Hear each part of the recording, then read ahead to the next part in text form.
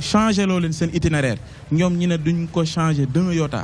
Ça veut dire que lan la mooy lii ñu doon wax démb moom lañ doon xaar mu am ay. jafe-jafe doole amul foofu. bon ginnaaw changé nañ seen itinéraire ñu respecté ko rek. waaw xam nga man loolu laa jàpp dama jàpp ne bu dee marché rek la pour wax li nga xamante ne jàpp nañ ni régime baa ngi te du yoon. mais amul buñ la nee jaaral noonu d'autant plus que yow li nga soxla mooy sa message jàll. bien sûr mais c'est-à-dire man li ma bëgg a wax rek mooy tey ñun Sénégal fi ñu toll jamono ji honnêtement du lii lañ soxlawuñu benn Sénégal boo xamante ne opposition bi dafay taxaw. xeex affaire yi metti xam nga mu doon loo xamante ni duñ xoolal par exemple image yi nga xamante ne moom la ñu woon ci marche bi nga gis par exemple ay lacrymogènes yoo xam ñu ngi koy sànni c'est-à-dire daf lay yóbbuwaat ci Sénégal boo xamante ni 2011 mooy élection présidentielle yi en 2012 place de l'Obélisque gis nga ñu ngi fàttaliku sax habitants yi fa nekk ñoom dañu sonn sax ci manifestation dañu bëgg tout le temps ñu koy délocaliser nga gis frais yi nga xamante ne moo ciy feeñ mais ñi ciy pâtir ba léegi mooy population bi moo tax ñun appel bi ñuy def mooy c'est à l'endroit des populations militantisme au Sénégal dañ ko war a xoolaat nekkul nit da ngay ànd ak moom waaw gëmm say bët say nopp fu mu la ne foofu la alors que ñoom ñi ci ëpp ci ñoom seen doom jàngewuñ fi li ñu bëgg mooy xëy na seen intérêt mooy dañu bëgg ñu yóbbu leen ci nguur gi loolu lañ mooy seen fin mais bu fekkee ne dañuy utiliser ay nit yoo xamante ne après lii lay dérivé c'est-à-dire que Sénégal soxla ñu loolu tey ñu ngi toll jamono yoo xamante ni ñu ngi gis gaz beeg pétrole beeg or bi mais nañ fexee nu askanu Sénégal bénéficié wu ci délocaliser d'abord avant ngay mën a tontu ci li nga xamante ne wax nañ ko ci actualité ban jàngat nga am ci délocalisation bi nga xamante ne def nañ ko tey DTV ñëw fii ci Gorée. d'abord maa ngi leen di remercier ngeen bàyyi ma d'abord ma nuyu ñu ñuy seetaan nuyu leen yéen ñi ma invité. merci. bon délocalisation je pense que Sénégal yemul ci benn gox. donc dem fekk ñeneen ñi pour man déjà wone que ñëpp ci bokk sens boobu la am. tout à fait donc pour man franchement Sénégal yemul ci Dakar il faut ñu dem feneen ñeneen gis ñu. pour ñu xam ne Sénégal benn bopp la kenn mënu ko xar ñaar. d'accord le fait que ñu fekk leen tey Gorée symbole bi mu am solo c'est-à-dire d'abord c'est l'envie de la liberté parce que fii esclavage lay wone. bien sûr donc envie de liberté boobu dafay manifester à tout point de vue au niveau du Sénégal. très bien d'accord donc lan ban jàngat la ñu mën a am ci bi nga xamante ne Aram fësal na ko léegi nii ci marche bi nga xamante ne Manko Wattu Sénégal def nañ ko tey. bon xam nga mbir ku nekk da nga koy jàngat ñun suñu parti nga xam ne mooy engagement pour le progrès du Sénégal ñun dañu décider ne du ñu dem ci marche ba li tax nit ñi dañuy gaaw a fàtte ndaxte tey li tax ñu tere marche bi itinéraire bi dara taxul ndogal bu démb moo tax ñu tere itinéraire bi donc ça veut dire que tey boo nekkee ci nguur booy jël ay ndogal bul jël ndogal bu la arrangé da ngay jël ndogal boo xam ne fii ak téeméeri at bu ñu tegee lu métti. mais ñoo ngi fàttali tamit ne 2011 arrêté boobu noonu maître Ousmane. moom laa lay wax arrêté bi moo ne commencé Malick Sy dem ba Cap Manuel maanaam képp kenn amatul droit di manifester politique ñi fi nekk bàyyoon nañ mu jàll. pourtant mënoon nañ ne ministre de l'intérieur constitution bi daf ko bañ. donc xam nga nit ki waroo ne lii dafa baax parce que tey daf la arrangé. moo tax ñu ñuy jiite nañ gën a bàyyi xel ne lépp looy jël bul jël parce que tey moo la arrangé sóoraaleel ëllëg parce que mbir mi du yëfu kenn yëfu ñëpp la. dëgg la donc lépp looy def. nga seet sa diggante gi sa borom seet jiital ci askan bi bañ a jiital sa bopp. absolument loolu moo tax suñuy décision day daf ñuy neex ëllëg mu naqadi ñu. d'accord. très bien c'est important Alaaji Sala Bigué Ndiaye laata ngay wax ci première actualité ba jat nga géej gi rek ah ba jat nga ko ndax maa ngi yow mii kaasu ataaya moom sax ñun dañ ciy lab. waaw jërëjëf Nicolas jat naa géej gi. jat naa ko sunu jati géwél mu ne. xam ñun ay ajoor lañ duñ jéggi ndox. waaw bu nu tegee sunu tànk dañ naan bisimilaay baax. dëgg ak siin. nas mun injin njuqi idal xara wala tuxli bona wala tuxli xaana. ndeysaan wa man xaasara naa fil masaya minnam. jat nañ ko jàmm rek la ñuy am. Kumba Kastel du ñëw. waaw du ñëw. Kumba Kastel. maa ngi laa nuyu. waaw. mais Nico. waaw man lii bettu ma de. opposition bi lii am nii bettu ma. ki lay wut li ko arrangé rek lay xool mooy ni ko monsieur Kanouté waxee léegi dañoo am benn politique boo xam ni dafa tardé dafa nañ ñi boo duggul prison sax doo nekk leader buñ la tëjul kaso doo siiw. suñu politiciens yi loolu la ñu gëm mais bu fekkee yoon dafa am buñ la nee am nga jox marshal mais diggante bi ak bii bul fa dem bu dee marché rek nga bëgg comme ni ko Pape Ousmane Cissé waxee mais jarul ngay dem fu ñu lay tere véhiculer sa message. te nee naa la yeneen di nga ko déggaat parce que loolu la ñuy wut dama ne woon nag état bi kuy tëru kuy teggee ci ay su ma doon état bi dama naan leen marché leen ba géej gi fer bu leen neexee sax ñëw fi ñëw gore ci Kumba Kastel ñu marché fi ci délocalisation wala ñu dem maam Kumba Bang ca Ndar wala ñu dem Kumba Lambaay waaw Lambaay ca Tëngéej wala ñu ñëw sax maam Njare ca Yoof nanu marché ba dagg dëgg la kun koy def jërëjëf mais nii suñuy dooma ciy gaañu suñuy dooma ci lor askan wi ñoo ci dellu ginnaaw suñu alal la ñuy yàq d'accord réew dañ koy tabax te buñ koy tabax at lañ koy tabax dama ni loo yàq ci lii nii benn boo ci yàq fukki at moo koy réparé kon Sénégal moo ciy ñàkk rek Nicolas. très bien jërëjëf Aladji Sall Bigué bonsoir Fatima bébé et maman tey na nga waxtaanee lu gën a ti am solo waaye ban lecture rek ngay def en 10 secondes ci lii nga xamante ne nañ ko ci marche opposition bi. constitution bi moom moo joxe droit pour képp ku bëgg a marché mu marché mais comme que affaire bi ay tooñante la. fallait que ñoom ñu ne leen fii bu leen fi jaar léegi fallait que aussi ñu ne non lii day yomb trop bu ñu fi jaarulee pour rek bëgg a indi coow xulloo lii nii xew nii tey defe naa ne bettul kenn et que comme ni ma ko doon waxee rek pour ñii di population yi ñoom ñoo war a vigilant et que politiciens yi ku ci nekk yaa ngi jéem a tirer de ton côté pour rek ñu mën a wax ne ndekete ñii ñoom ñoo am raison. D'accord. Très bien, merci Fatima. Et pour clore l'actualité pour la première partie. Alors juste ajouter que comme Père Sala lu mu ko doon wax rek sànq am na ñu jógee ba ay Thiès bokk ci Banque Wattu Sénégal pour rejoindre manifestation bi effet escompté bi Fatima brossé na ko c'était juste pouvoir faire tilt te xam naa loolu la ñu bëggoon te am nañ ko maanaam comme joxuñu leen daal autorisation lañ bëggoon mooy askan bi jot ci dénoncer dérive yi nga xamante ni ci la ñu jàpp mooy président Macky Sall nu mu yoree réew mi des na te am na ay tontu yoo xam ne ñu ngi ko ciy xaata ba léegi wanewu ko maanaam loolu yëpp daal la ñu jéem a forcé wane ko tey te Seneweb moo ko fësal muy xibaar boo xamante moom la ñu jiital mu des yeneen. Très bien, merci beaucoup Aram Touré. Tout à l'heure ñu dellu si waat sur la deuxième partie de l'actualité de l'internet mais je vous rappelle qu'on a monsieur Issa Sadio Kanouté muy président engagement pour le progrès du Sénégal muy EPS et bien sûr Pape Ousmane nous démarrons l'actualité politique. waaw li ma ko bëgg a laaj rek mooy tey comme ni ma ko waxee Sénégal dafa sonn ci xeetu politique bi ñu fiy gis li ñuy soxla mooy fexe nu ñu jëlee askan wi ci jafe-jafe yu ñu nekk yéen ñiy prôné troisième voie comme ni ko Amsatou Sow Sidibé waxee woon démb troisième voie boobu lan la. bon troisième voie boo ko tuddee te nga tudd ci nit man duma la ci mën a tontu.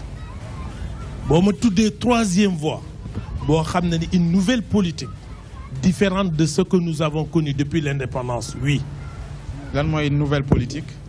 nouvelle politique mooy mettre les populations au cœur des choix au cœur des décisions au cœur des visions. c'est ça la nouvelle politique loolu am na de. mënuñu ne am na su amoon 1960 ba léegi population yi duñ continuer di jàmbat. lu ñuy jàmbat de 1960 ba tey mu ngi fi dara dañu fi parce que nit ki balaa nga koy defal li mu bëgg da ngay xam li mu bëgg c'est bien beau ñuy wax ay stratégie ay plan mais est-ce que les Sénégalais se sentent là-dedans est-ce que ñu ngi tenir compte de ce que les Sénégalais ont besoin tey et à l'instant. mais xam nga man su ma lay déglu discours bi ngay wax nii uute wu ñi fi nekk yu mel nii la ñuy wax nangam c'est-à-dire xam nañ jàmbati mais li ma bëgg a wax mooy. concrètement est-ce que tey par exemple yéen pare ngeen pour changer donne bi fi nekk fan ngeen di jaar. li ñu war a njëkk a def. li Sénégal am comme richesse dellu ci Sénégalais yi mais ñu bañ a def ay lobbying yoo xam ne ni ñi nekk ci biti ñoo koy am muy benn. loo bëgg a wax foofu. maanaam li ñu bëgg a wax par là. lépp loo xam ne richesse su Sénégal la moo xam pétrole la moo xam or la moo xam suuf la moo xam leneen la maanaam sénégalais mën ci njëriñoo le maximum que possible. da nga jàpp ne loolu amul jamono ji. amul. lobby moo nekk ci ginnaaw. sëñ bi. tey marche bi su ma jëlee histoire marche bi on a parlé du pétrole on a parlé d'autres ressources. man du gaz. tey xam nga mbir mi pourquoi mu doy waaru. c'est une situation très dangereuse à la fois ñu ñuy tuumal ak ñuy tuumaate ku ci ne am na loo ci séntu ku ci ne am na loo ci séntu. dama bëgg laaj benn affaire monsieur Kanouté parce que junjoon naa ko Pape si benn plateau bu mu waroon def ak waa TMTC mais dafa mel ni àggeewu ko man j'ai l'impression que seen mouvement yeeg parti yeeg yi ñëw yëpp doole askan bi ngeen di xeexee muy beneen bi mooy deuxième question bi mooy lu ma leen di reprocher mi pourquoi tout le temps attendre qu'il y ait un fait pour que yéen ñëpp ngeen dawanoo day mel ni yéen opposition bi amoo leen initiative. opposition de circonstance finalement. soxna si. Aram Touré dëgg la tey soo waxee loolu mënuma la weddi ndaxte fu ñu dëkkal politiciens yi la mais ñun boo seetloo lu ñuy dem ci média bëriwul xam nga li tax problème yi du média yi ñoo koy réglé problème yi sénégalais yi problème yaa ngi ci sénégalais yi donc nañ dem ci sénégalais yi ñun ñetti at a ngi nii ñu ngi dem di diisoog sénégalais yi di waxtaan ak ñoom di leen di yee di leen di woon ay yoon. waaw mais xam nga luy jaaxal ci loolu mooy président Macky Sall. dafa wër Sénégal avant moo jot réew mi. xam na ruq-ruqaat yi xam na lay seen jàngoro tey boo ko laajoon Malem Odar lan mooy seen jafe-jafe mu wax la ko. mais teewu ba léegi dafa mel ni problème tey existe c'est-à-dire gisuma benn rupture ci discours bi ngay wax ak ñi fi nekk ak ci action yi aussi li ngay wax. ñoom xam nañ ko parce que tukki nañ réew yi xam nañ lan moo mën a développer suñu réew. mais c'est-à-dire li ma bëgg a xam te may foog ni yow am nga ci information mooy. lan moo waral ban jafe-jafe la am système bi moo baaxul wala dañu amul leader. comme niñ ko bëggee. bu war a mën a taxaw def rupture. ci ñi yaakaar ni ñoo ñuy coloniser ba léegi ci wàllu koom ak yooyu que ñu jël seen courage à main daal di développer suñu réew mi ndax loolu yow gëm nga ko wala gëmoo ko. waaw xam nga li ma wax léegi da nga joxe benn exemple boobu dafa am looy fàtte. mooy nit ki su fekkee dama ñëw ci yow ne ma jàppale ma pour ma faj sama mer ak ma ñëw di bëgg la génne ci sa jafe-jafe bokkul. ñaar damay doon xarit ak kii ñu ànd ëllëg mu naqadi ma ber sama daara daal di xas kii lu muy jëfe problème système wala. système la maanaam système bi. mag kii dañuy bokk mbir mi suñu xarit kee la man su ma fi jógee kii ñëw xarit bi mu ngi continuer ba tey. dara soppeeku est-ce que am nañ réellement leader. est-ce que am nañ réellement leader comme mun nañ jël référence ci Afrique. ñoo xam te ne def nañ seen temps tey ci pouvoir. waaw xam nga le problème que je pose tey. Est-ce que réellement l'Afrique a réellement des présidents ou des super-ministres? C'est ça la question qui se pose. Parce que les présidents, il faut qu'on mette nos présidents à l'abri des hommes d'affaires du monde. Il faut qu'on mette nos présidents à l'abri, qu'ils soient au-dessus de ces mêlées. C'est-à-dire nous préserver l'être. Parce que c'est des institutions et ces institutions doivent rester fortes. C'est ça le problème. Mais nous, on a un régime présidentiel, d'autant plus que tey ñëpp ñu ngi wax ni maanaam pouvoir yi président bi am dañoo war a mën a dem à un moment donné boo xam te ne wàññil ko parce que moo indi xëy na ñenn ñi li ñuy jàpp. donc man ma jàpp ni foofu aussi soo waxee ni war nañu mettre à l'abri est-ce que amul contradiction un peu.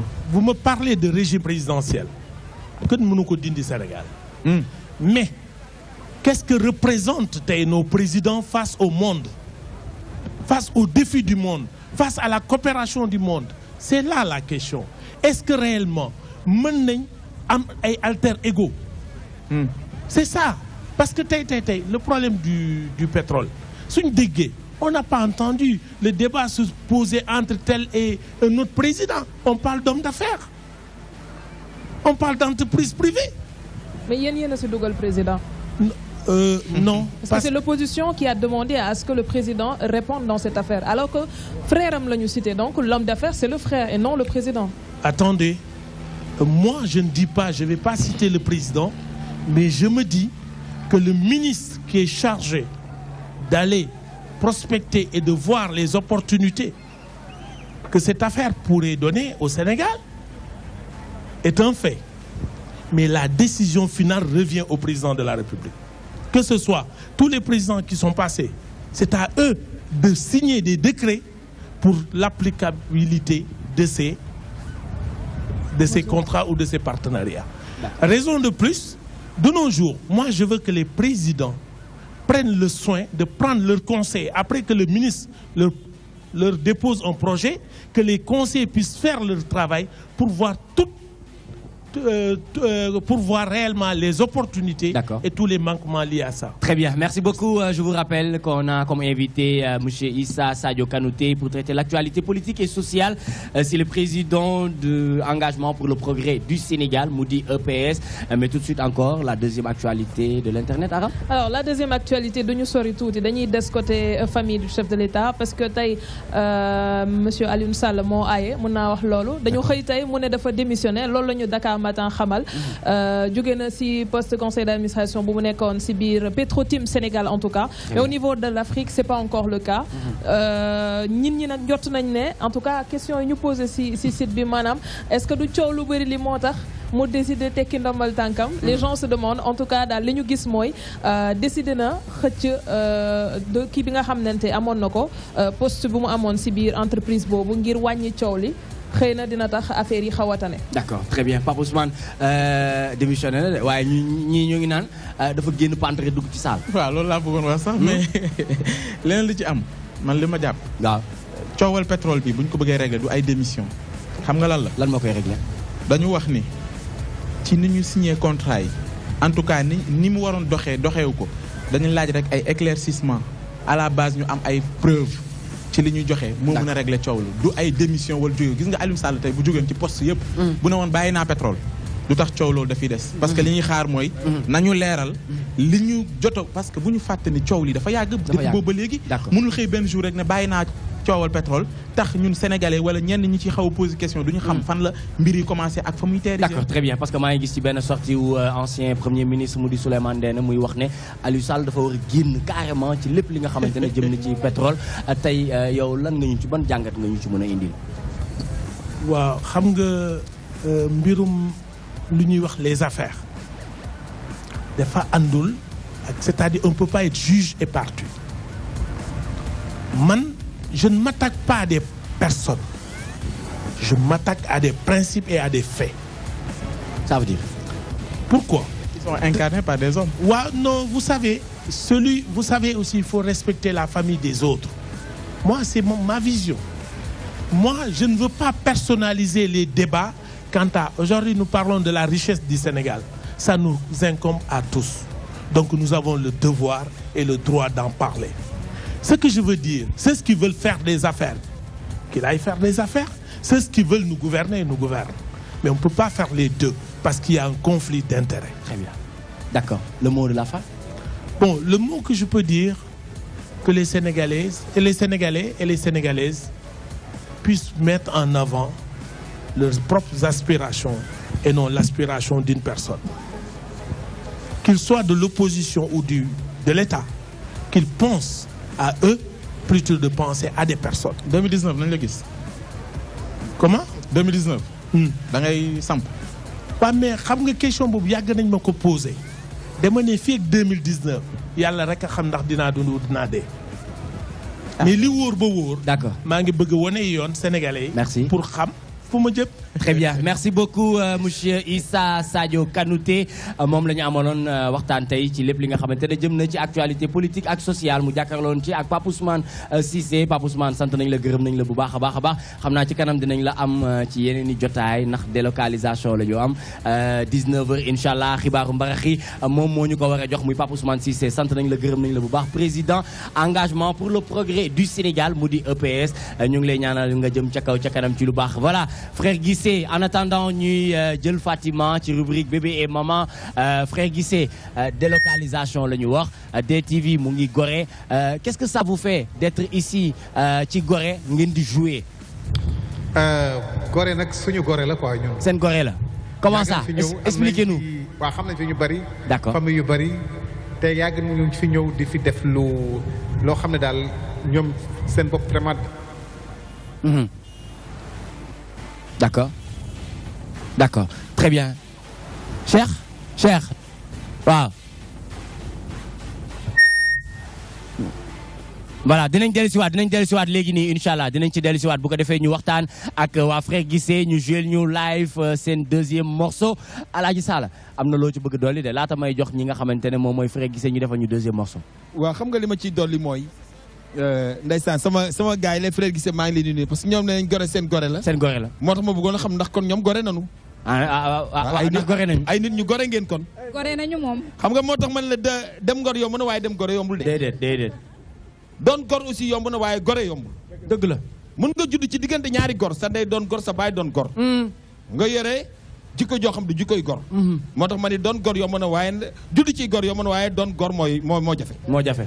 dem ngor yomb na waaye dem gore yombul boo sa conseil daal ni ngor nga jëm 8 heures balaa midi nga ak ngor. waaw te pass sax ñaar fukk la sax daanaka. te ñaar fukk ngay pass wala nga dox. waaw maa nga dox.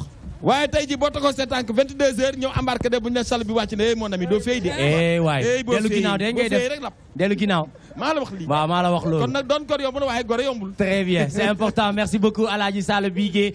En attendant frère Guissé di mun a def seen deuxième morceau en live fii ci fi nga xamante ne moom mooy Gorée ndax ni ñu leen ko diggee woon ne leen 13 14 15 fii lañ ciy ànd ak yéen indi leen émission yu mucc ay bi ngir tamit ñu won leen beneen xar-xaru kanamu Dakar waru leen beneen xar-xaru kanamu Sénégal. C'est important et mention spéciale à tous les Sénégalais de l'extérieur de la diaspora yi nga xamante ne ñoo ñuy bàyyi xel grâce à l'application DTV Sénégal. Tout de suite, bien sûr, de l'utile à l'agréable, nous passons à la rubrique Bébé et Maman présentée par Fatima. C'est tout de suite.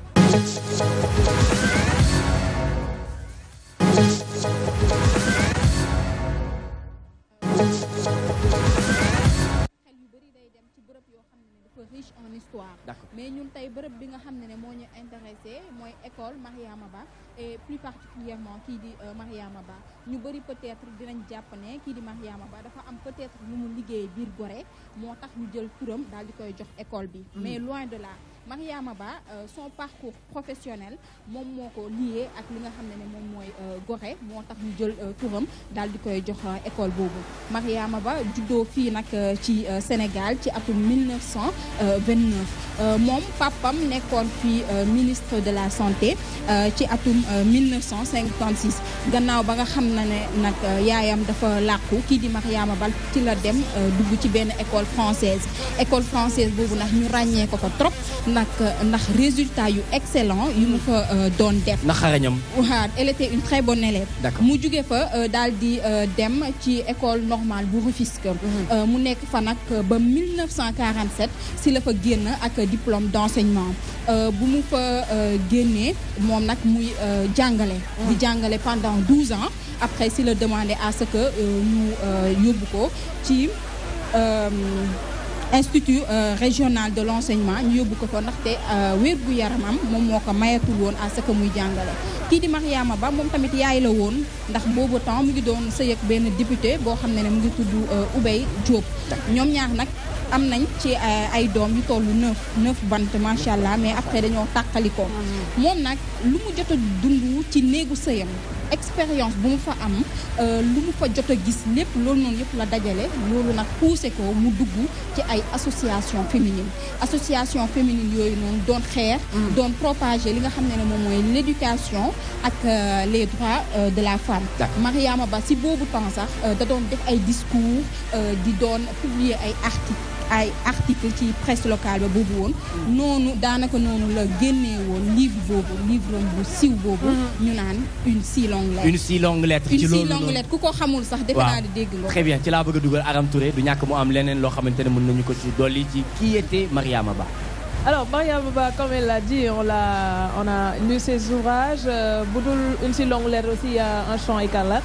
Mais une si longue lettre man li ma si gën a neex duma wax loo xam ne Pape Ousmane daf may reetee ndax liir naa ko bokkuma ak élèves yi nga xam ne dañ leen di jox ouvrage ñu liir moitié bi fi ñu am exposé rek bàyyi la rek seen soxla rek la ñuy xool waaw am na ñu def loolu mais Mariama Ba y a 3 jeunes filles yu su nekk yoo xam ne ñu ngi leen di wax Aram Yacine Dieynaba c'est comme Dieynaba c'est Aram Yacine Dieynaba pareil pour mes sœurs parce que sama papa tamit am nañu Aram Yacine Dieynaba donc je lui ai dit ndax da ngaa lire Mariama Ba mu inspiré la nga jël fa ñetti tour daal di koy tuddee Aram Yacine Dieynaba mais c'est surtout la leçon qu'on peut retenir mooy leçon de vie bu nga xamante ne Mariama Ba joxe na ko ci livre muy muñ parce que àddina nit ñi dañuy yàkkam ci lépp des choses yoo xamante ni da ngay bëgg xëy tey juddu tey tekki tey di dawal ci oto yu baax yeeg yëpp te doo nangoo sonn Mariama Ba dafa sonn ci biir kër sëyam absolument doodu koy joxe askan bi ngeen ñu mën ci jàng bien sûr et comme on a l'habitude de dire Aladji Sall la patience est un chemin d'or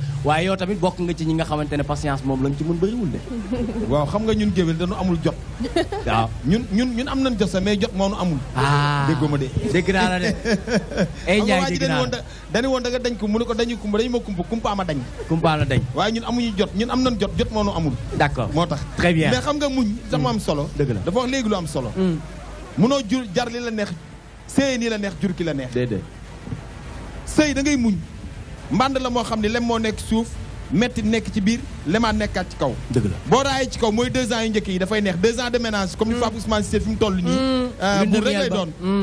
lu mu wax rek ma dem def. dëgg la soo mi day ñëw lépp ñëw. bu demee rek ba ci kantu ñu am doom diggante boobu dafay met diggante nàmp ak nax ak napp neppal dafa naqari. d'accord jigéen ji bu mu ñëwee diggante boobu bu jeexee lem lay dajaat. très bien mooy doom yi ñooy màgg nag. daal di koy teral barkal la d'accord looloy sëy waaye boo ne damay am li ma neex tey lekk ko tey mu jeex tey nga dee tey nga dee tey très bien et pour finir Fatima voilà lii di une si longue lettre nag daanaka dafa nekk livre boo xam ne dafa marqué Afrique mais aussi particulièrement Sénégal daanaka sax dañuy wax ne peinture société bi société africaine la mais aussi société sénégalaise ndaxte Mariama Ba mu ngi ci wax le comportement masculin di ci wax lii di polygamie di ci wax le rôle de la famille mais aussi poids bi nga xam ne diinay islam moom la am ci biir vie de couple mais aussi moom la am ci biir vie ki nga xam ne yaay la mais aussi moom la am ci biir vie bi nga xam ne ki nga xam ne moom jabar la Mariama Ba livre am boobu nag dafa am solo tellement que parce que lu mu ci gën a relaté mooy conditions sociales yi nga xam ne moom la ñu nemmeeku Afrique moom mu ngi ciy wax les vrais problèmes de mœurs bi nga xam ne moom la ñuy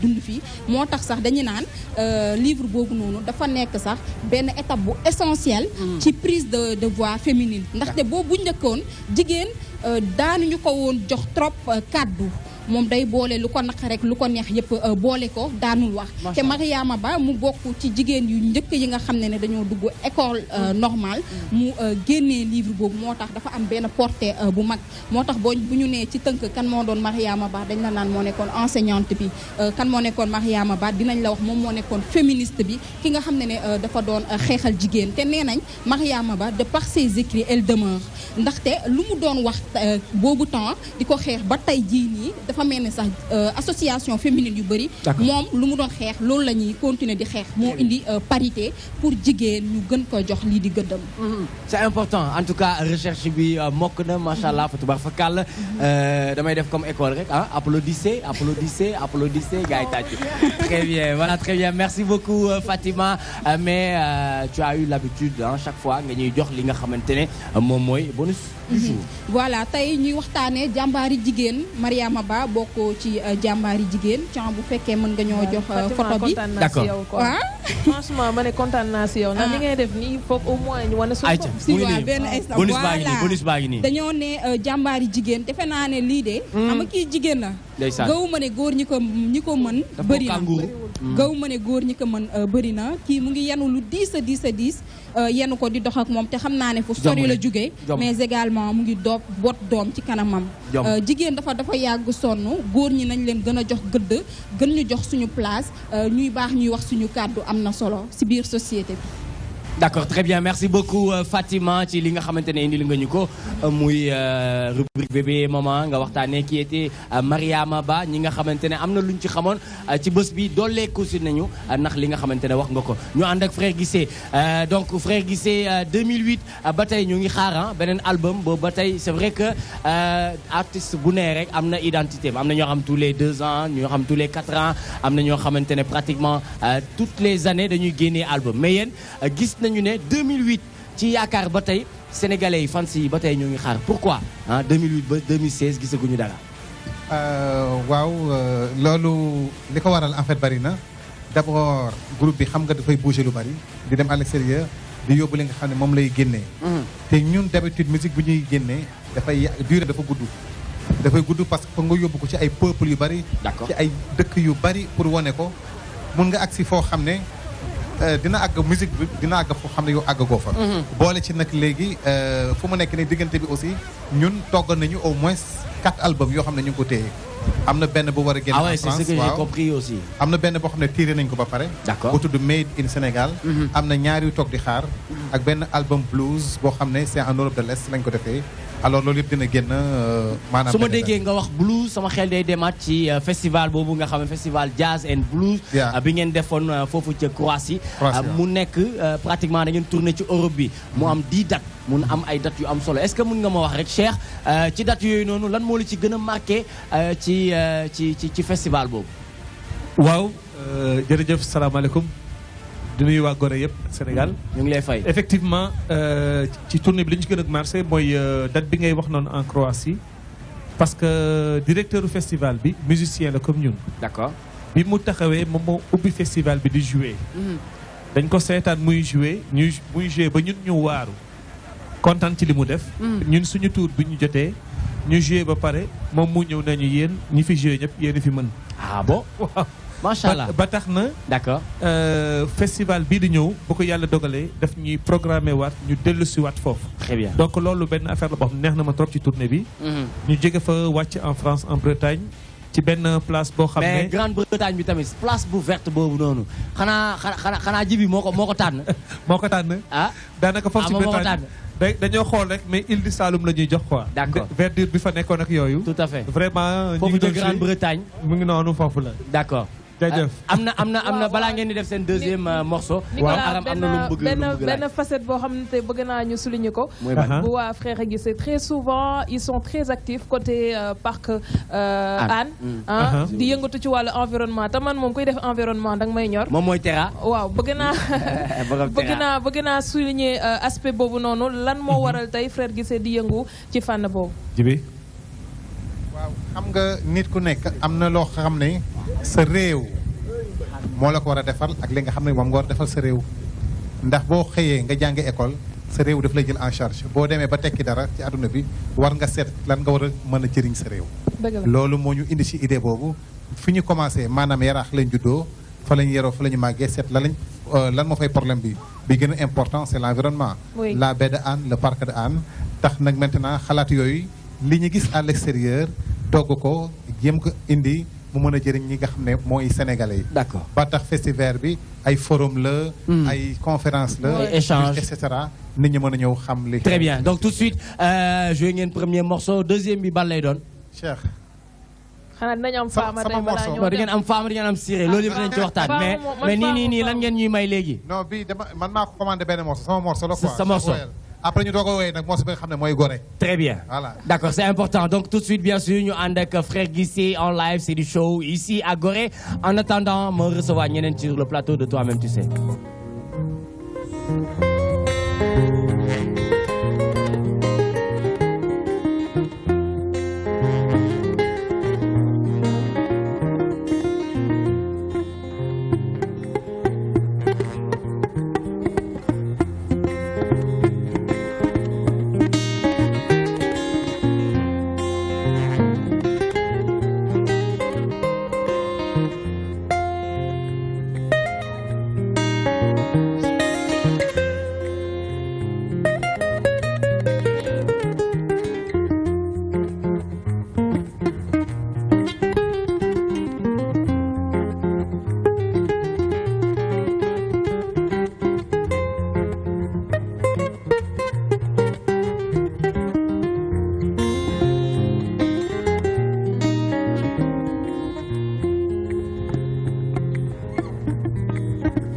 Asna lamin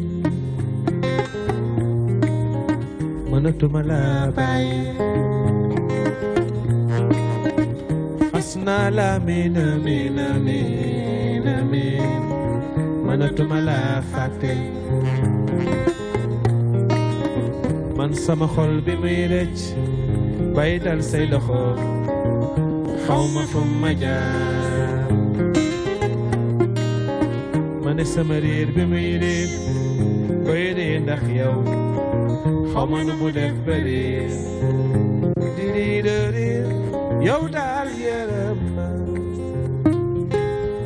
Miko yow daal yërëm ma yow daal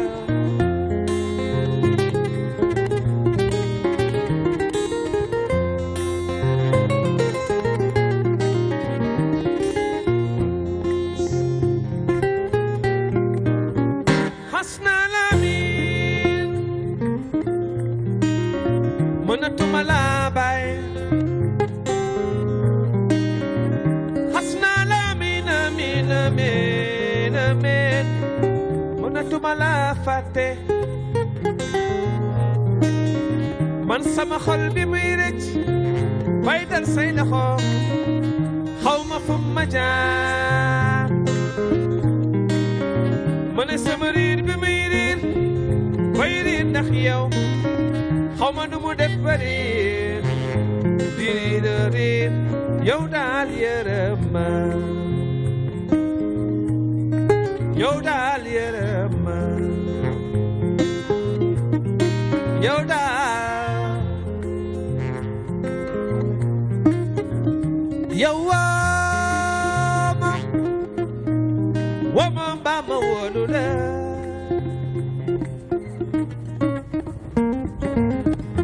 wër naa fi ba mu daj jàdd gisu xool gisuma la wër naa fi ba mu daj jàdd gisu xool gisuma la suma sañoon man doo ma reer loo sore sore ma jëli la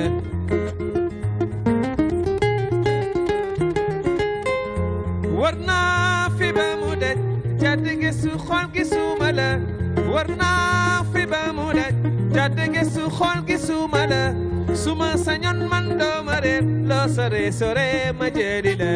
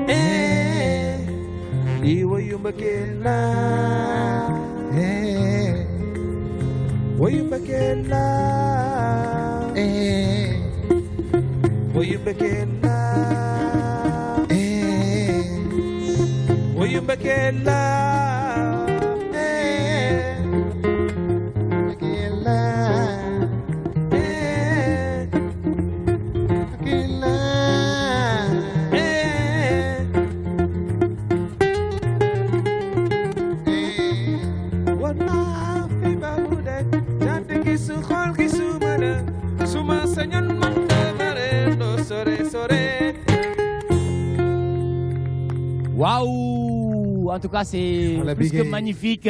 Les frères Guissé, mais léegi nii dafa am lu ma saala sànni la complicité entre vous trois frères c'est vrai que beneen grand bi muy Canada instant bi mais mën ngeen ñu expliquer rek en 30 secondes la complicité comment vous arrivez ngeen di mën a di booloo di waxtaan di liggéey lu toll nii ba àddina yëpp di leen soxla. balaa loolu soxna si dafa doon wax léegi am na ñoo xam dañu lire ay livres te duñ ko yeggali booy baa ngi nii. d'accord. maa du une si longue lettre rek. moom moo doon ñëw di bëgg a répéter gars yi di ko dax après mu finir par mooy booy il faut nga ñëw di woy quoi. livre day ubbi ba ñëw si digg mu jël ko teg. mu teg ko. déet waay. En tout cas on est là. Machallah. Depuis longtemps et puis c'est un destin en fait. Qu'on partage ensemble. Tout à fait. C'est quoi? C'est la musique, c'est la parole du cœur, ouais, c'est le langage du cœur, c'est des sentiments, c'est de l'affection. Mais léeg-léeg doo ko bokk. léeg-léeg doo ko kong yooyu. boy bi si xam na ma il me connaît. mais dafa mel ni dégg naa boy bee gën a garaaw ci mag bi de ci grand bi. non. boy bi yàgg naa ko kii. yàgg nga ko kii Rokos. yàgg nga ko yóbbu Ardo. yàgg nga ko yóbbu Ardo. Très bien Alaaji Sala dégg nga li nga xamante ne wax nañ ko c'est des frères mais terewul ñoo ngi bokk di liggéey te chaque fois rek day ànd ak chaleur ànd ak dynamisme loolu nag nekk na lu rafet Alaaji. xam nga Nicolas ay mbokk doon war a juboo ay mbokk doon war a déggoo ay mbokk doon war a bokk jëmukaay te tey c'est pas pour rien yàlla boole leen ñu bokk métier. d'abord dañu bokk seen ndey ak seen baay mais li tax yàlla boole ñu bokk métier dafa bëgg ñu ànd te ànd bi dama gis ni tubaarkàlla dafa rafet trop macha allah yàlla na gën a rafet. amiin yaa rabbi. parce que léeg-léeg sax xam naa ni diggante coow ma rek du ñàkk. mais xam naa ni lu mu mënti demee dinañ ko fóot seen biir. d'accord ba kenn du leen dégg ci dara. c'est important mu nekk loo xam ne dafa ma marqué. d'accord ma ànd ak ñoom. Cheikh mi ànd nañ bokk vol voyage. dëgg la. mais damay gis toujours complicité bi muy am ak ay frères am. ma ni woon bis boo dajee ak moom dinaa leen ko laaj parce que c'est pas évident aussi ma leen ciy encouragé. très bien yàlla na merci yàlla gën a dëgëral ànd bi. jërëjëf damay laaj ndax Siré seen rakk la wala nu mu demee noonu. Non, en attendant, parce que Sambou Biagui vient de nous rejoindre sur ce plateau en compagnie de Valérie pour nous présenter l'actualité musicale nationale et internationale. Mais en même temps, nous avons dalal benen danan muy Leuz. Leuz nak mom fi lañ ko fekk ci Gorée donc mo xamantene dinañ waxtaan ak mom légui ni inshallah ci walu musique bi nga xamantene ci lay yëngu waye dañuy santati di gërëm bu baax liaison maritime Dakar Gorée ñu ngi leen defal mention spéciale mais kenn mënul ñëw fi tek li te amoo ndigalu ki nga xamante ne moom mooy voilà monsieur le maire maître Augustin Senghor ndax gis nañu tamit taxawaay bi nga xamante ne taxaw na ci mu nekk lu am solo waaye population bi tamit Aram gis nañu tamit taxawaay bi ñu taxaw parce que ñoom it dañu ubbil seen i buntu ubbil ñu seen i kanam ba ñu ñeme leen ba moom moo ñu may tey ñu ñeme def li man de Tera bi ma fi doon tourné moom macha allah bokk na ci yi ma gën a neex ndax sonn nañu benn yoon monsieur le maire dañoo booleeg benn guide laay wax d'accord Soumaré nekk suñu disposition fépp fu ñu ko yóbbu daal mu yóbbu ñu yombalal ñu liggéey bi et ça nous a beaucoup aidé. Très bien, c'est important. Et tout de suite bien sûr nous allons avec Sambou Biagui pour nous présenter l'actualité sportive. C'est tout de suite.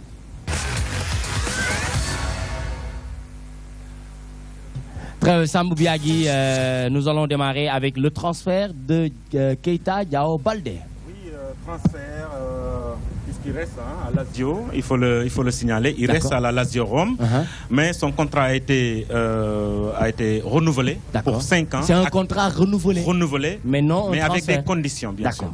Avec des conditions parce qu'il va bénéficier désormais, c'est ce qu'il réclamait depuis le début de la saison.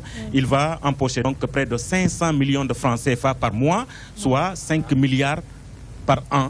Donc, et cela est le fruit tout simplement du match qu'il a livré au Sénégal ici contre donc, le Cap-Vert. Le Cap-Vert, voilà très bien. Donc après renouvellement du contrat de Diao Baldé Keita, nous allons parler Mondial Russie 2018 Sénégal contre l'Afrique du Sud. Oui, Sénégal-Afrique du Sud, match délocalisé et match reprogrammé. C'était auparavant le 7, mais les Guinéens au 12, mais ce ne sera pas à Johannesburg. C'est peut-être une décision maintenant ou Afrique du Sud jël nañ ko pour que c'est une équipe aussi mën a nekk dans de très bonnes conditions yaakaar nañ ne fi ñu dem foofu moo gën pour que ñu mën a gagner Sénégal parce que équipe booy dalal da ngay mettre sa équipe dans les conditions de performance et de participation. Absolument. yaakaar naa ne Afrique du Sud loolu la def loolu nag Sénégal bu ko déggee tamit moom tamit war na xam ne du match bu yomb moo koy xaar et parce que Afrique du Sud dafa dem Burkina def fa match nul un partout mu yaakaar ne bu Sénégal ñëwee bu ko gagné mën na jiitu ci groupe bi moo tax toutes les conditions sont réunies autour de l'Afrique du Sud pour que mu gagné Sénégal. Très bien. C'est un message aux dirigeants sénégalais. Et nous sommes heureux d'en parler ici parce que le président de la fédération est par ailleurs maire de Gorée. Ah ouais. Et donc on ne peut pas faire TMTC sans parler de sport et parler de l'équipe nationale du bien Sénégal. Sûr. Après Mondial Russie 2018, nous passons à Cannes U17, recours Sénégal-Guinée. Oui, le Sénégal qui tient bien son recours et veut aller jusqu'au bout de la logique. La logique voudrait que quand on dépose une contestation au niveau de la Confédération, c'est de suivre justement cette contestation, excusez-moi de la répétition, jusqu'à la fin.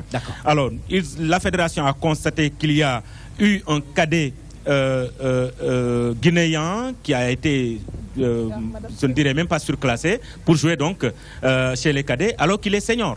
Donc lol dañ koy top ba fu mu yem neex parce que Sénégal bu amé ndam ci mbir mi ma nga Madagascar pour li nga xamante moom mooy qualification. U17. Très bien, et nous allons parler du tournoi Coupe du Parlement Sport. C'est vrai qu'on n'a pas encore les résultats mais ça se poursuit, ça a démarré au stade Demba Diop, les matchs se poursuivent. Ce sont les meilleures équipes de l'année dernière, ñom ñoy dajé ku ci melni Gorée Gorée mi nekk fii nekk champion du Sénégal et atu la ci Gorée parce que équipe Augustin Senghor Maman Thérèse Madame Senghor voilà Madame Senghor waaw kooku géeru alaaji la très bien loolu mais balaa ñu mais demoon naa di ko expliquer ci sama fekk ma ko fa jotoo ko expliquer dama ko doon pour expliquer après ñu ànd expliquer ko Maman Thérèse DTV après dinañ ñëw expliquer la à tout à l'heure Madame Senghor pour finir. Alors pour finir il faut aussi noter le retour de 2 internationaux sénégalais dans leur club, en l'occurrence Cherbeng et Henri Sévé. ñoom ñaar yëpp dañu blessé woon keneen ki dafa waroon absenté 6 mois.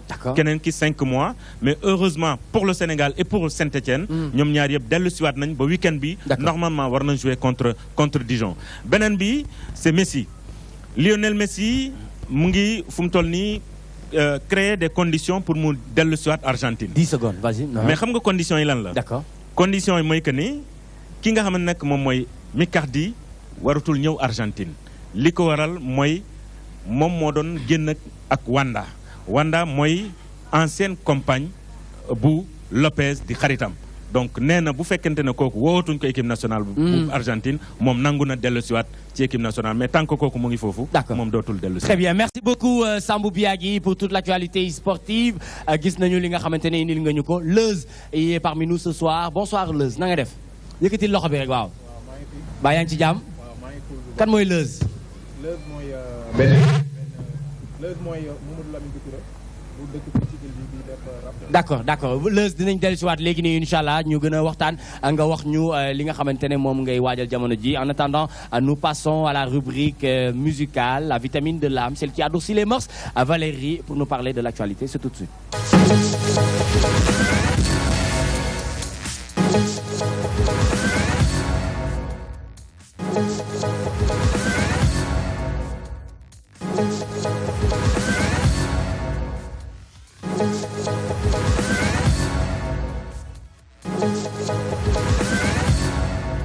Voilà, très bien. Avec Adèle.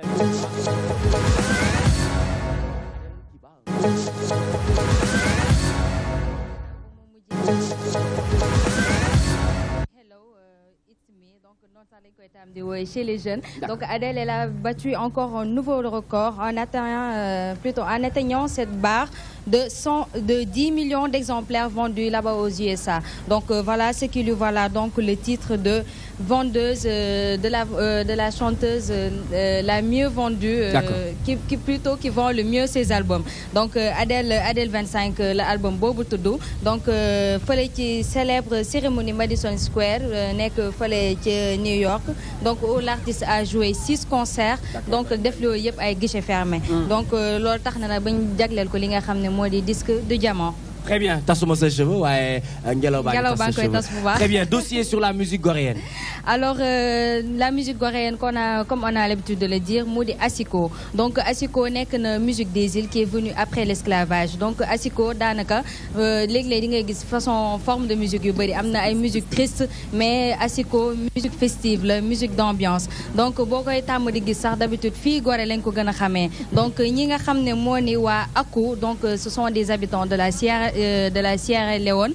ñoo ko fi jot a indi. Donc booy dégg sax ñu naan la asiko dañ lay ne fête foraine yi moo gënoon a tax sax ñu ko daan tëgg wala léeg-léeg jàngo bi bu xewlee donc d'habitude bu daan xewle itam maire yi dañ daan génn sol seeni ndoket u teg nag signaari li ñuy sol ñoom ndoket la ñuy sol boole ci li nga xam ne mooy li waa Grasse Matinée sol daal. non ba tey sax du benn boobu signaari la. d'accord alors plutôt li nga xam ne mooy ndoket bu ko defee nag ñu boole ko ak seeni càkk ñu koy woowee ñoom ci seen kàllaam muy téere ñoom téere lañ ko daan woowee.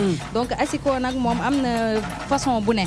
am na li nga xam ne moo di asiko base contrebasse teng-teng rolling ak tamit saasa nag moom nee nañ bu présent wul ci asiko daanaka asiko boobu moom mooy def tafka bi. day mel ni tànn biir bu amul talmbat. moo ngi noonu nag donc saasa bi en fait fer la. bantu fer la boo xam ne dañ cee def li nga xam ne moo di de petites pierres. donc une fois léeg-léeg di ngay gis asiko bi ñu koy tëgg ba ci yàgg ñu yëngal dara. doo comprendre fan la jógee en fait du ci rythme sax tam-tam bi parce que asiko bi daanaka ay bant la. ñu teg ci li nga xam ne mooy deru béy. et je précise ay deru béy la nekkul ay deru nag comme yeneen tama yi nga xam ne moom lañ koy utiliser li nga xam ne moo di deru nag. alors asiko nag ñoom seen hymne lenn la. mooy gaal baa ngi si rat bi ëllëg suba teel dinañ dem waaye di ngeen am keneen waaye ku mel ni dina jafe. gaal gaa ngi rëbbi sama baat neexul nag bu neexul tey ma woy ko dañuy dem Gorée. moo ngi noonu ñun yegsi nañ ñoo ngi Gorée de. agsi nañ alors agsi nañ mi ngi Gorée alors comme ni ma la ko waxee woon sànq donc muy musique d'ambiance asiko nag léegi ñoo ngi koy boole li nga xam ne djembe avant nag djembe daañu ko ci waan dugal daanaka bañ commencé dem stade lañ commencé léegi di def djembe pour gën a yokk li nga xam ne ambiance bi asiko ak djembe sax fu sokkeekoo du benn parce que djembe ci li nga xam ne moo di Guinée ak Mali foofu la sokkeekoo alors que asiko siyaare woon ci population bi nga xam ne ñoom ñoo tudd Aku ñoom ñoo njëkk a wàcc Gorée indi ko fi étant donné que puisque gaal bi lañ daan jël et que Gorée moom moo nekkoon destination première bi donc looloo taxoon ñu njëkk ko fee wàccee donc asiko ngi noonu. Très bien, dossier sur la musique goréenne, plan du week-end. Alors les plans du week-end comme ni ñu ko Bakane Seck doon waxee keroog nee na ñu fekk ko fële nga xam ne moo di Just for You incha allah le dimanche à 22h waaye itam foog ñu dem seeti ki nga xam ne moo di Wally Seck mais Nicolas balaa su ma defee tey dossier asiko bi c'est grâce à Tata Thioro et à tonton Philippe dëkk fii nii ci Gorée donc ma leen di remercier un gros coucou à eux. Merci beaucoup Valérie pour la rubrique musicale nationale et internationale. Aram Touré. xam naa xëj na troisième actualité mën na dugg mën na bañ a dugg waaye Leuz a ngi nii. doo ko laaj kan mooy Leuz ak Leuz lu mu defagum.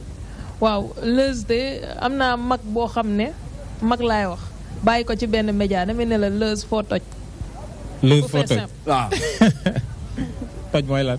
ah loolu la gars yi di wax de pour ma xam Leuz foo toj. foo yëngal foo yëngal. toju ginnaaw DTV mooy yëngal gësam. toju ma fenn. ah bon toju ma fenn. noo def Leuz si lan lay yëngu. bon Leuz c'est un artiste rappeur bu dëkk Gorée bu commencé rap depuis 2004 bu génne benn mixtape en 2015 bu nekkaat di job si beneen mixtape balaa muy génne albumam quoi bu def ay concerts yu bëri joué si ay festival yu bëri fii Sénégal joué ci ay concours yu bëri dem ci scène yu bëree bëri car macha allah donc actuellement mi ngi nekk di liggéey si benn EP li ñuy wax extended play bu tudd lu tekki di jar moom laa sol nii. bientôt incha allah balaa décembre incha allah war na génn. D'accord. Voilà. Mais toi, tu m'as fait non. Non, photo, c'est une façon d'entrer en matière. Okay. Mais bon style musical, nga xamanteni si nga yëngu. Bon, rap laay def quoi man rap. Ban rap hardcore bu dëgër bi rap yëpp amul limite amul mënuma ne amul frontière daal mënuma tëj sama bopp ne damay def hardcore wala damay def ay je sais pas ay classique wala duma def rap laay def daal rap. Mais ku lay seet fan la lay fekk fii Gorée. ku may seet daf may fekk Gorée wala si internet bi maa ngi ci internet bi maa ngi dem Dakar ci concert yi maa ngi dem Thiès. D'accord yan relation nga am ak say moromu rappeur. bon am naa relation yu nice vu que sama CD bi passé def naa si minimum def naa 5 collaborations ak. 5 featuring 5 featuring yoo xamante ne am na Awadi am na Pepese am na No Name am na OMG. kon nag kii Leuz am nga foo toj. am na foo toj nga ni moom duñu ànd ak ñenn ñi travaille avec les grands. les grands les ténors. waaye Nicolas man li ma jaaxal mooy tur bi dafa màgg Mamadou Lamine naka. Doucouré nga ne Leuz xam nga lu may fàttali. te ñoom bi ñu ko defee dañ dem ñu dóor leen ñëwaat mooy équipe nationale bu Sénégal. gis nga en équipe coupe d'Afrique bi passé. waaw ay ñoom Lamine ñoom ñëpp xam nga lañ doon bind Lemzo. wala nga bind sa tur bu baax. ñoo ñu bind ay Lemzo. dañuy yaakaar loolu c'est pas sérieux. non mais loolu affaire de mbedd la da lay topp doo ko tey quoi affaire de jeunesse la. yow da ngay tudd Ousseynou génn si mbedd bi ñu naan la Wëz. wala Wëcc. te doo si mun dara quoi. mais ci lan nga nekk nii jamono jii nii lan mooy say projet lan nga naka taxawal. bon actuellement je suis en train de finir sama prochain projet bu tudd lu tekki di jar. lu tekki di jar moom nga sol nii non. waaw lu tekki di jar. waaw acca lu tekki di jar yow. non incha allah booy jëndee CD bi di nga xam lu tekki di jar wala boo may suivre incha allah di nga xam ci may yeah want to check ma bamtu rek ko teg maa ngi freestyle fii Gorée Island su xam ngeen may kan man la foo la dofi kii rabal ni teg dofi improvise jox la ni nga yox la nu mu demee nii maa ngi gis waa gisee frère la ñu def déggoo ci benn blood benn dret benn maanaam benn sang de famille check it ma jël teg xaw ma lu may wax ni maa ngi jën ku sol xaftaan bu weex tàll fi dafay neex tey du yomb waa même yes Depuis Gorée, bien sûr, on est en direct sur les antennes de la DTV, délocalisation des émissions. Donc, gis ngeen Terra dina fi am li nga xamante ne moom mooy toi-même tu sais moom ngeen di seetaan ni grâce matinée suba dinañ leen ko jox waaye dinañ leen jox tamit débat de la rédaction jox leen question de l'heure ak débrief moom seetaan ngeen ko sànq waaye day continuer di wéy ndax programme bi jeexagul 72 heures la ñu wax fii ci Gorée Alaaji Sall laata Frère Guissé di def seen mot de la fin jouer ñu seen 3e morceau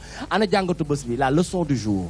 waaw jàngatu bis bi mooy Nicolas sànq li sama jarbaat wax fii Gorée en 1444 lañ ko sanc mais signaar yooyu bu ñuy wax Anacola Papin moom moo njëkk a nekk signaar fii ci Gorée signaar mooy señora ci baatu olof mooy diriyanke tey boo ñëwee Gorée da nga fa fekk les signaar nga dem Ndar fekk ko fa boo musaan dem Tëngéej kem di nga ko fekk nañ les 4 communes Ndar Tëngéej Rufisque non Cap-Vert Dakar ak Gorée moo tax dañ daan wax sax ñi nga xam ne ñoo duddoo foofu ci communes yooyu ñoom lañ daan jàpp ni ñoom ñooy sénégalais pire yi mais nag Gorée dafay gox boo xam ne teraanga daf fi yàgg njub yàgg fi bañ yàgg fi bu fàtte ne sunu maam yi fii la leen daan jaare waaye dañ daan bañ waaye jàngat bi mooy lu tax sunu maam yi leen fi daan jaarale ñoom ñuy bañ tey sunu doom yi bëgg a xaru ni dañuy bëtt gaal gi dem waaw lan mooy différence bi à vous de juger nga de tey à vous de juger nga tàggatoo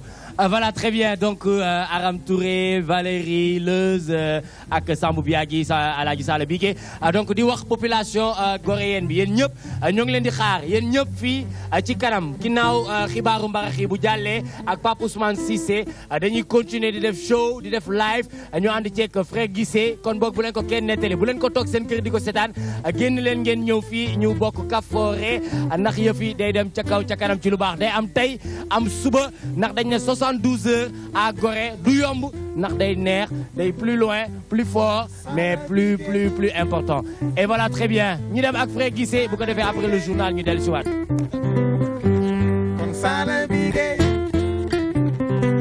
morceau bi nag dañoo bëgg a waa Gorée awuñu ñu woyandoog ñoom ñu dem